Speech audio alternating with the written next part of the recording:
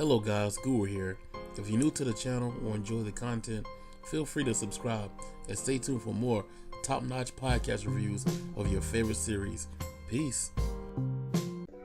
What's up, people? This is Guru coming at you again with another video. Today's topic, Scum's Wish, episode 6. Let's go. Hey man, I gotta give it to this mangaka, man. This chick knows how to write relationships, man, and man, great episode, man. Like, as a character-driven episode, this was great drama. I loved it, man. I love this episode, man. This might be one of my favorites as far as actual character and the show of the complexity of the different characters, especially Hanabi, man. Hanabi, her character was all over the place this episode, man, but in the end, this mangaka made it make sense. The narcissism, the emptiness, the jealousy, the envy, the heartache, the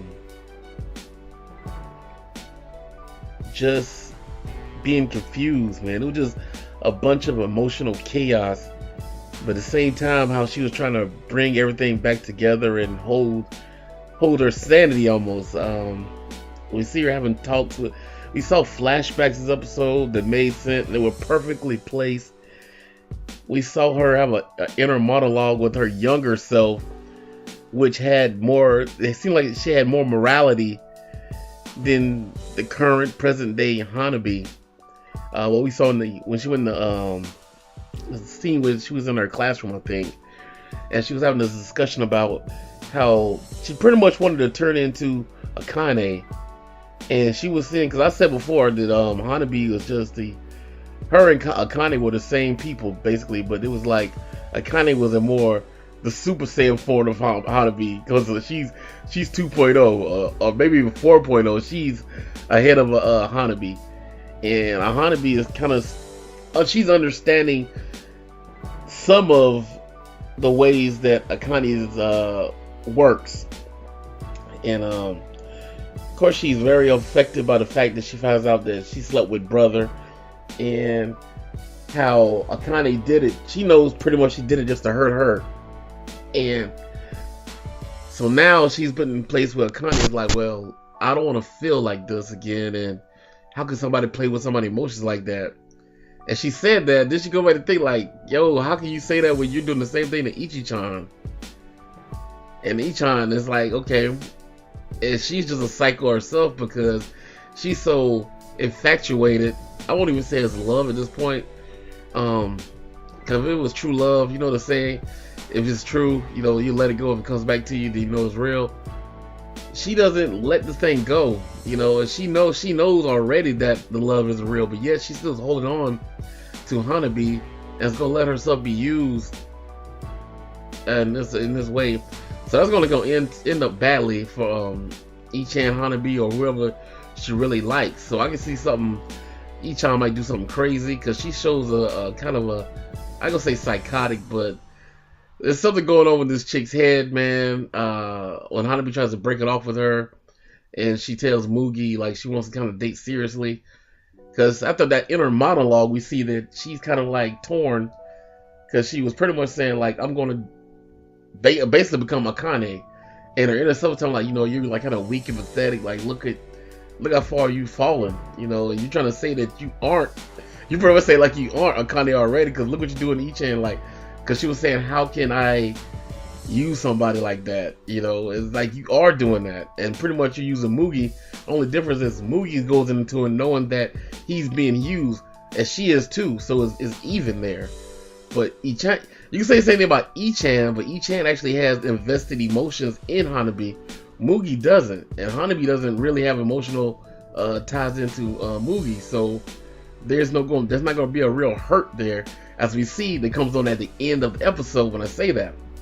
So, even though she's having this inner monologue and kind of realizes that she knows what she's doing is wrong, she still goes on with it, you know? And she was saying how being unfulfilled.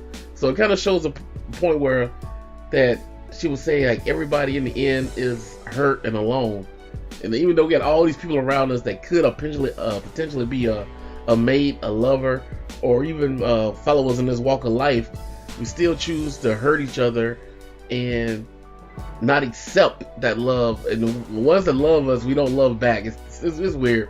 The dynamic was great. She did it way more eloquently than I did, or I just stated it. But I love that part about Hanabi. You know, so she's not just a quote unquote bitch. You know what I'm saying? So the complexity of her is crazy because she does realize the other scope.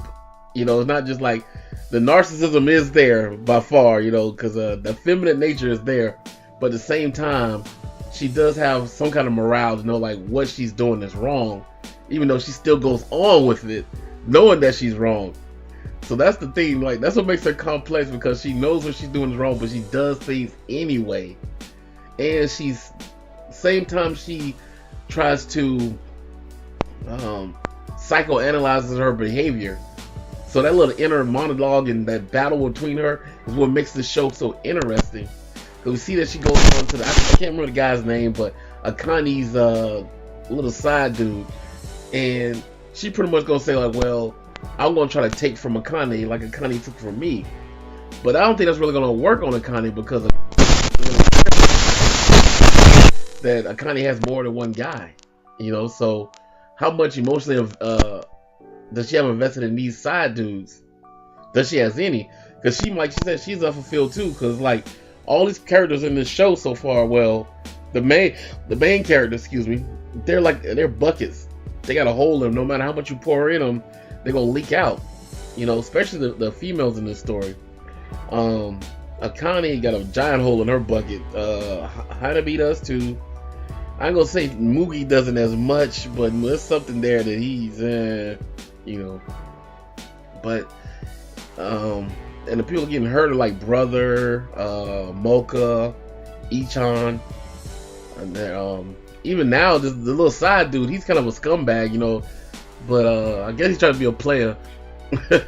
Well, he is trying to be a player because he knew that Hanabi knew that he was messing with that teacher, and he still went on to get her number and stuff. So he played the field, man. He's single guy, I guess, and he knows Akane better than anybody. So he knows like this chick isn't really on my, you know, she ain't into me. We just banging.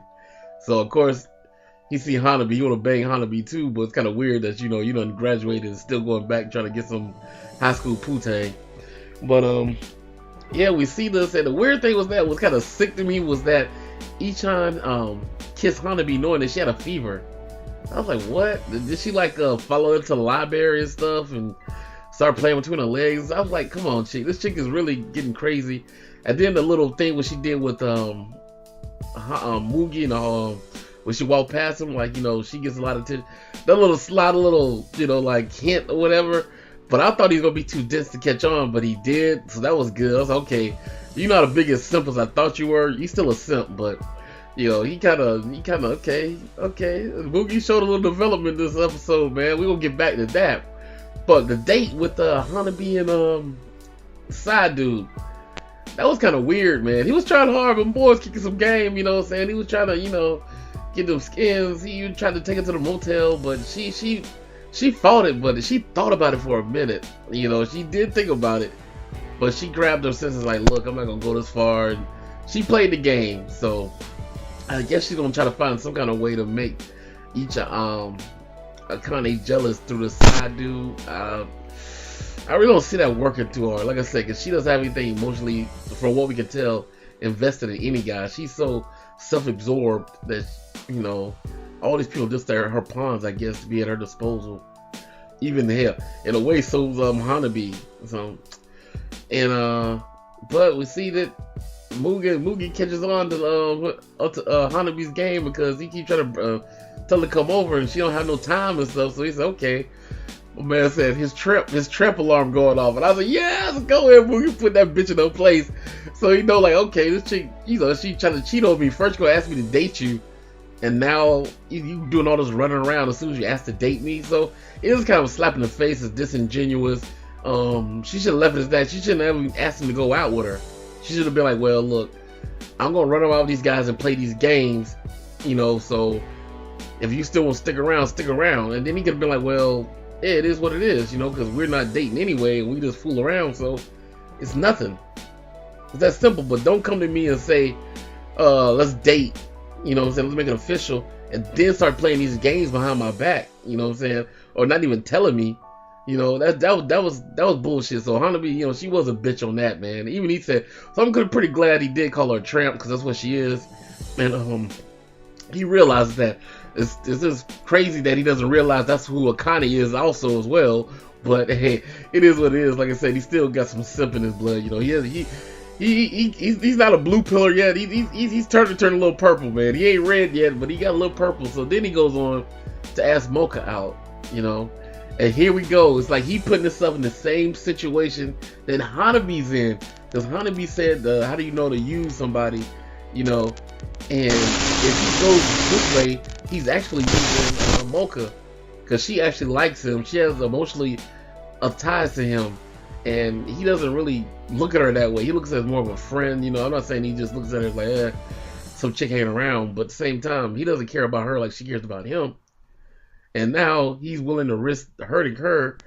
Pretty much he's doing this on an emotional binge because of what Hanabi just did to him. And it's not like out of like, it's just out of more so disrespect and betrayal. So now Mocha's getting caught up in the web and deceit, and now she's open to get hurt as well. So once again, great episode, man. As a character-driven episode, I gotta give this a 10 out of 10, man. This thing was all over the place. Great episode, man. I'm digging this show, man. This mangaka is the truth, man. But this is Guru. Tell what y'all thought in the comment section. Don't forget to like and share and all that good stuff. Peace.